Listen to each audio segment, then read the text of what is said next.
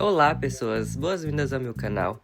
Eu me chamo Bubbles e hoje eu trago para vocês um pequeno resumo da história de Edwin Murray, sua empresa e do Mimic para pré-aquecer e atualizar quem está perdido antes do lançamento do jogo Secret of the Mimic amanhã.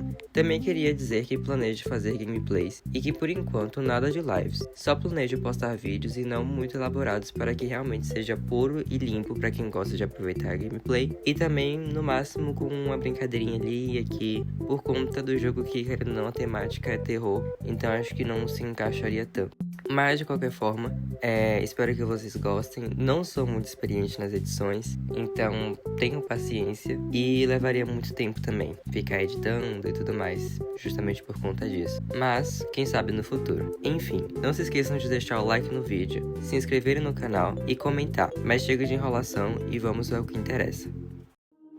Bom, a gente conheceu o Edwin Murray através dos livros Tales from the Pizzaplex, então não tem como alegar que absolutamente tudo que eu vou falar aqui realmente seja canônico. Pode ser que tudo isso seja jogado por água abaixo assim que lançar o jogo, mas mesmo assim, não custa vir aqui e trazer o resumo, né? Mas enfim, começando por ele. Sua aparência era de um homem alto, magro, com olhos azuis, cabelos grisalhos e orelhas grandes. O mesmo até costumava brincar de que se parecia com um gnomo. Sua personalidade era um pouco agressiva e parecia ser um pouco irritável, mas era muito inteligente e sagaz e quando tinha um objetivo, não descansava até alcançá-lo. Seu encanto pelas máquinas começou quando ele tinha 4 anos, quando começou a desmontar os eletrodomésticos de sua mãe para ver como funcionavam, e aos 8 anos ele já sabia com que iria trabalhar no futuro, acreditando que até as tarefas mais fáceis e mundanas poderiam ser automatizadas por robôs e tornar o dia a dia das pessoas bem mais prático. Já adulto, ele se casou com Fiona, assim que terminaram o colégio, e no início dos anos 70, fundou a Murray's Company, recebendo sua primeira patente para um aspirador de pó robótico que teve suas vendas boas o suficiente para proporcionar uma qualidade de vida boa para Edwin e sua esposa. Logo depois disso, Edwin e sua esposa conseguiram comprar uma mansão antiga e uma fábrica abandonada, e pretendiam usar a renda para poder restaurar a casa e ter uma qualidade de vida boa. Só que Fiona, que estava grávida, infelizmente acabou falecendo durante o parto do seu filho chamado David Sia. Pouco tempo depois do falecimento, começaram a surgir reclamações dos clientes que compraram os aspiradores de pó, alegando que o produto não durava muito tempo e quebravam rápido. Mas Edwin não conseguia de jeito nenhum se concentrar em consertar os robôs ou substituir eles, já que sua esposa tinha falecido e ainda tinha que cuidar de uma criança sozinha recém-nascida. Assim, ele passaria as semanas seguintes dormindo muito pouco e as demandas das vendas começaram a cair cada vez mais, ficando incapaz de custear 2 estabelecimentos ao mesmo tempo e optando por escolher morar dentro de sua própria fábrica. E usando seu conhecimento de engenheiro e arquiteto, ele converteu alguns escritórios em um pequeno apartamento. Depois de um tempo, Edwin continuou reformando o lugar para que ficasse um pouco mais aconchegante para David, por conta de que, apesar das dificuldades, a relação dele com o filho era muito boa. Tanto que o brinquedo favorito do David era um tigre branco, e então o pai fez uma cama temática para ele, desse mesmo jeito. Ambos brincavam de pega-pega no terreno baldio perto da fábrica e Edwin gostava de ensinar a David as marcas de carro que eles circulavam na rodovia próxima à fábrica. Embora David não desobedecesse às ordens do pai de ficar longe das máquinas, Edwin tinha percebido que o menino tinha ficado um pouco mais aventureiro e que aquele lugar enorme não era seguro para ele. Edwin já estava exausto com a rotina nova, tinha que cuidar de seu filho, as horas de trabalho eram sem fim e as contas não paravam de chegar. Então ele não teve outra opção sem ser vender a sua empresa para Fazbear Entertainment. E é agora que o Mimic entra na história. Depois de 1 ano e meio trabalhando para Fazbear, a função de Edwin agora era fixar os trajes nos endoesqueletos dos animatrônicos. Mas, enquanto ele trabalhava em uma galinha amarela, o seu filho David decide interromper e começa a brincar lá com Edwin e tudo mais, atrapalhar o projeto. E, infelizmente, acaba quebrando uma das peças, a cabeça do animatronic, e deixou Edwin muito frustrado. Enquanto ele pega seu filho para dormir, ele percebe que o seu rápido crescimento pode ser um problema futuro, e pensa em criar um robô para ajudar a cuidar do filho. Sua ideia ganhou mais força quando ele percebeu que ele imitava o brinquedo favorito do seu filho na hora de dormir. E durante as 3 semanas seguintes, ele consegue dar vida a um robô e seu software a partir de peças que sobraram da fábrica e de seus projetos abandonados, criando a programação capaz de aprender, imitando e observando tudo que ele vê. E quando perguntado sobre o seu nome, ele decide chamar de Mimic, em homenagem ao nome do seu programa, Mimic 1. Uma vez ligado, ele começa a imitar as ações de David, e David também aprende rapidamente como o robô funciona e começa a brincar com ele.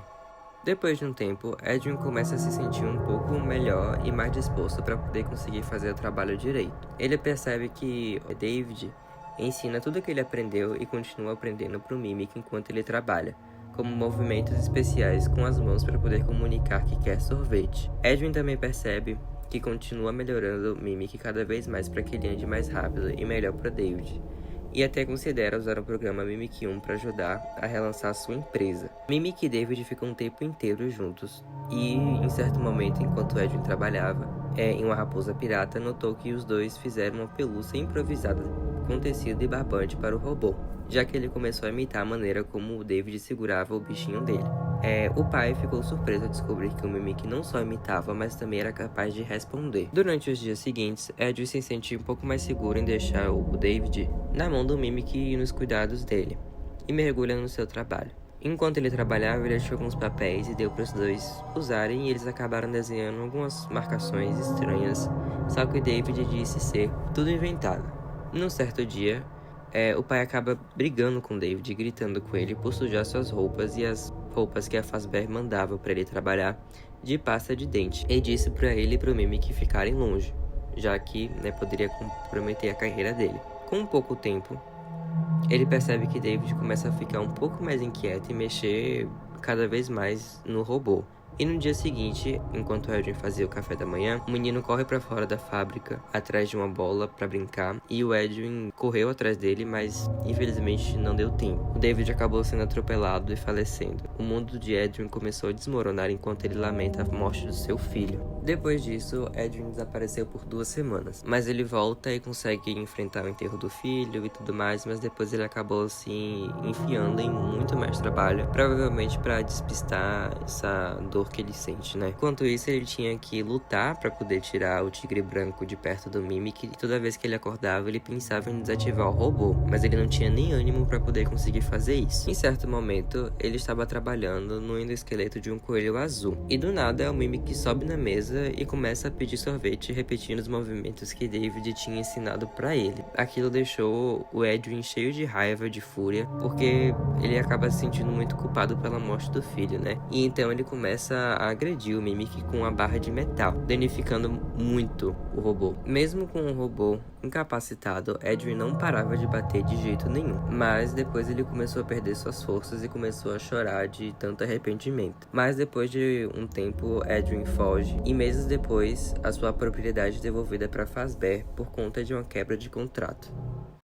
Em algum momento, mais ou menos 40 anos depois, por conta de ficar sem dinheiro e tudo mais, Edwin decide que volta, cerca a Fazbear, dizendo que ela tem a obrigação de cumprir com um contrato que tinha feito com ele há muito tempo atrás. Então, acho que só pra calarem a boca dele, colocaram ele num cargo de direção, mas ele era praticamente invalidado, todo mundo desrespeitava ele, e ele também não tinha o mesmo apreço pelas pessoas ao redor. Depois de um tempo nesse cargo, o diretor Mr. Burroughs decide que tem que fazer alguns cortes na empresa da Fazbear e no Mega Pizzaplex, já que não estava dando retorno financeiro. Então ele decide usar algumas coisas para poder criar uma IA e substituir alguns funcionários. Edwin é totalmente contra isso, mas todas as suas objeções foram completamente ignoradas. E também acho que, de novo, só para calar ele, o Mr. Burroughs deu mais uma função para ele, que era no setor de criatividade. Enquanto eles decidiam o que ia fazer, surgiu a ideia de fazer algum tipo de animatrônico que contasse histórias, e seria o nome